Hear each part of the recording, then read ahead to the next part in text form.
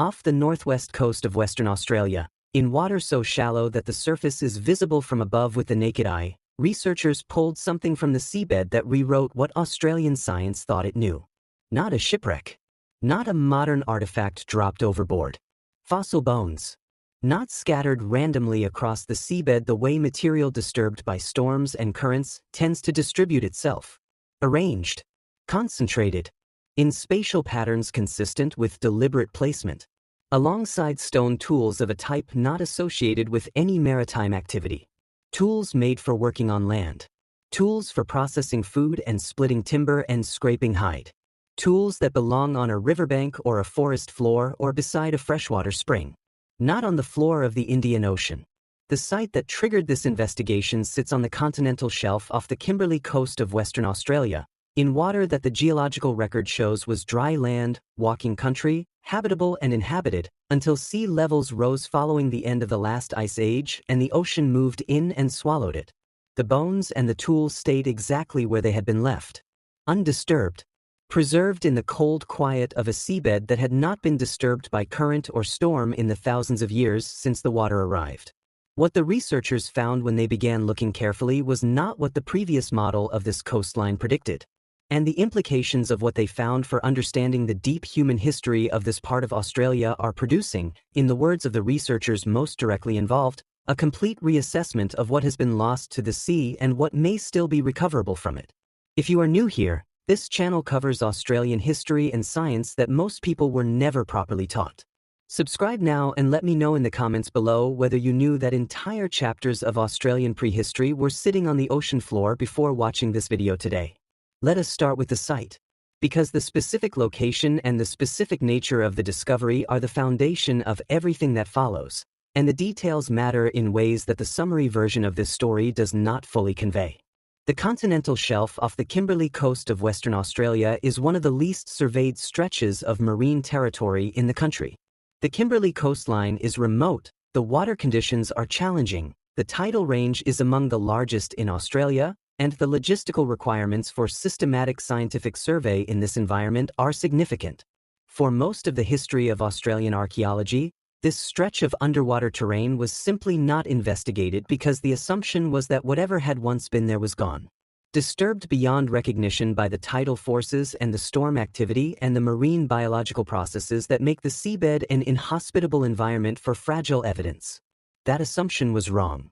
The research team that conducted the survey, working out of the Western Australian Museum and collaborating with researchers from Flinders University and the University of Western Australia, designed their investigation around a different assumption.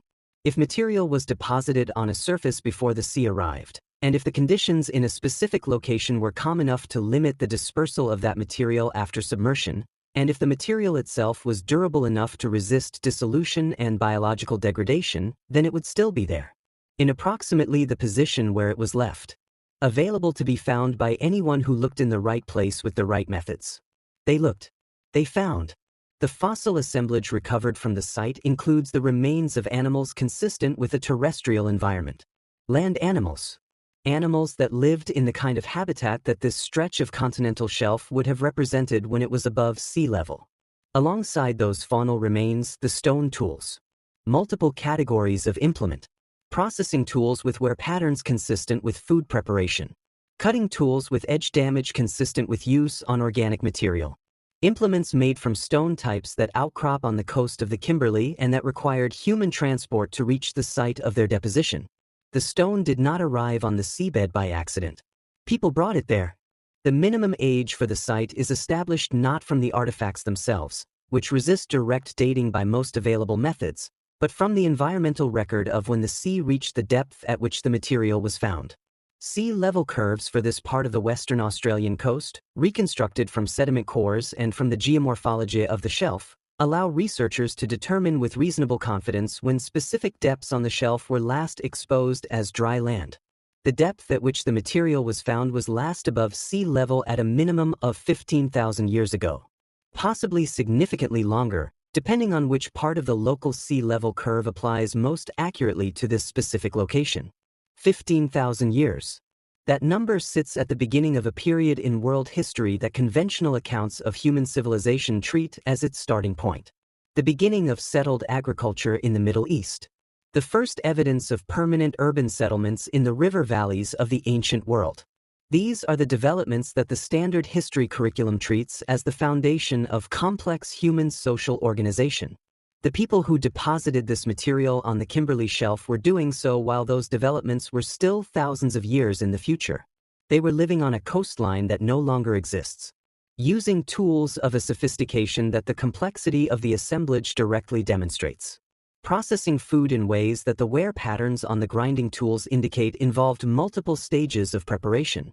Living beside a land surface that the sea has since claimed entirely. Now let us talk about what the biological material reveals.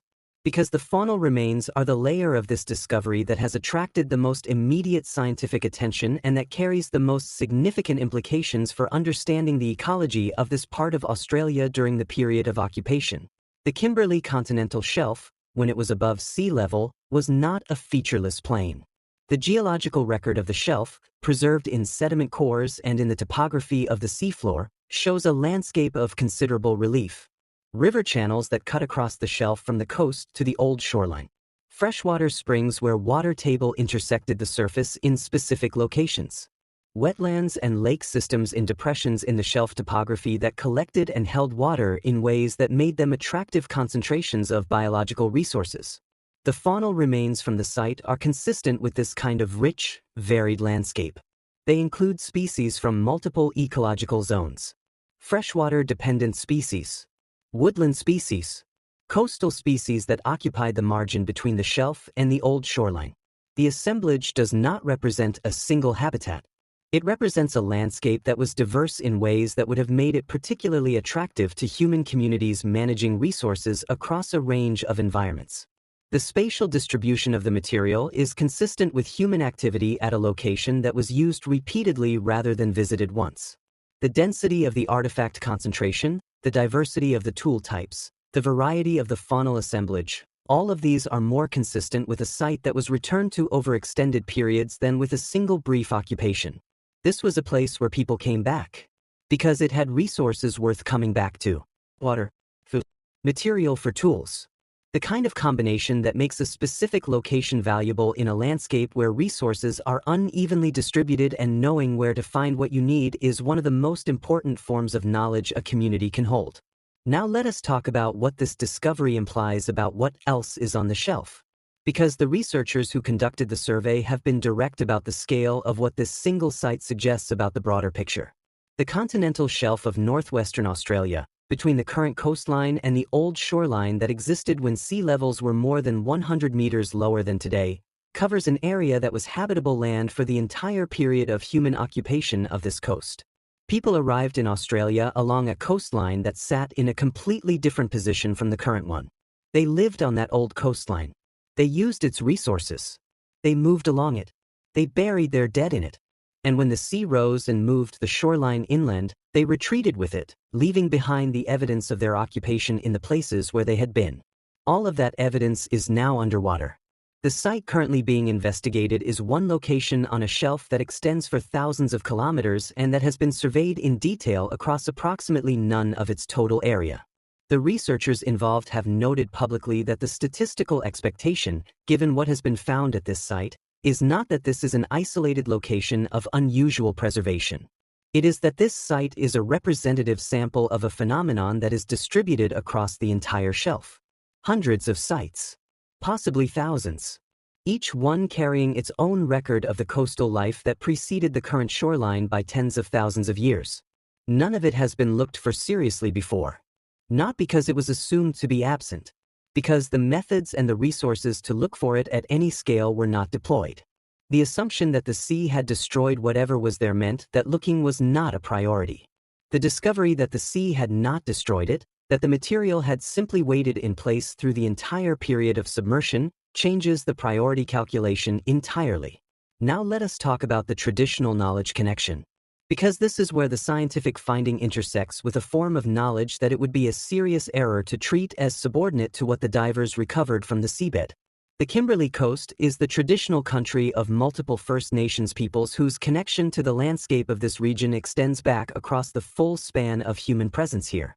Their oral traditions, maintained across generations through the knowledge systems that have transmitted information about country over tens of thousands of years, describe features of the Kimberley landscape that the geological and archaeological research is now confirming. Oral traditions from specific Kimberley language groups describe country that is now underwater. Rivers and springs and significant places that the traditions locate in positions that the geographic descriptions, when mapped against the reconstructed topography of the old shelf, correspond to features that the seabed surveys are beginning to identify. This is not a new phenomenon in the study of Aboriginal oral tradition and geography. Research published in 2020 by Dr. Nick Reed and Patrick Nunn documented that Aboriginal oral traditions across the Australian coast accurately describe the geography of the coastline as it existed before the sea level rise of the early Holocene, in some cases preserving accurate descriptions of locations that have been underwater for more than 7,000 years. The Kimberley traditions are consistent with this pattern. They describe a landscape that no person living today has seen above sea level. They describe it with a geographic specificity that the seabed research is now confirming. The traditional knowledge is not a cultural artifact to be noted respectfully and set aside. It is a research resource that is actively guiding the survey methodology of the teams working on this coastline. The traditional custodians of this sea country are not observers of the discovery. They are participants in it. The knowledge they hold is the knowledge that gives the scientific investigation its direction and its context. Now let us talk about what the discovery means for the legal and developmental landscape of this coastline. Because the site sits in waters that are not simply a research environment. The northwest Kimberley coast, including the region where the current investigation is centered, is one of the most actively developed stretches of coastline in the country. Gas processing infrastructure, port facilities, proposed pipeline expansions, and seismic survey operations for hydrocarbon exploration all operate in or adjacent to the waters where this submerged heritage is being identified. The legal framework that governs the protection of underwater cultural heritage in Australia has only recently begun to extend meaningfully to submerged Indigenous heritage sites. The previous legal regime was designed primarily around historic shipwrecks. It did not anticipate the discovery of entire submerged landscapes carrying the evidence of tens of thousands of years of Aboriginal occupation. The recent expansion of that framework has created some protections. The coverage is not comprehensive. The enforcement capacity is limited. And the pace of the scientific survey of the shelf lags significantly behind the pace of the industrial activity that could damage or destroy sites before they are identified. The researchers involved in this project have stated this tension plainly in their published work. The urgency of the survey is driven not only by scientific curiosity but by the practical reality that industrial activity is proceeding in waters where the archaeological record has not been adequately characterized. Sites are at risk from processes that the current protective framework does not fully address. The specific techniques that the survey team has developed to identify likely site locations efficiently, combining remote sensing of the shelf topography with geological mapping of ancient freshwater sources and modeling of the environmental conditions that favor preservation, represent a methodology that could be applied at scale if the resources were committed to it. That application at scale has not yet occurred. Now let us talk about what the discovery implies for the broader project of understanding Australian prehistory. Because this is the implication that the researchers describe as the most significant of all, and it is the one that most directly challenges the framework within which Australian archaeology has been operating. Australian archaeology has, for most of its history, been a land-based discipline. The sites it investigates are sites above water. The evidence it recovers is evidence that survived on surfaces that the sea did not reach. The history it has constructed from that evidence is a history of the people who lived in the inland and the non-coastal environments that the sea level rise did not submerge. But the people who first arrived in Australia came by boat. They came along coastlines. Their initial occupation of the continent was coastal occupation.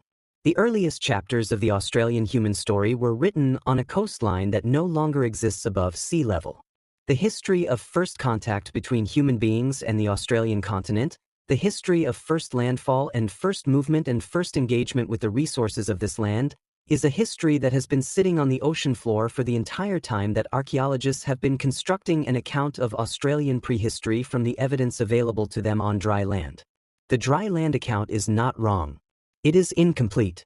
And the nature of the incompleteness, the fact that the missing chapters are specifically the earliest chapters, means that the beginning of the story has been absent from the version that Australian science has been working with. What the current discovery demonstrates is that the missing chapters are recoverable, that the material is there, that it has survived, that the methodology exists to find it. What it requires is the commitment to look. Off the northwest Kimberley coast, in water that the last ice ages and moved over a surface that people had worked and lived on for tens of thousands of years, the evidence of those people's lives is still exactly where they left it. Stone tools beside old freshwater springs. Bones of the animals that shared their landscape. The material record of a world that the sea swallowed but did not destroy.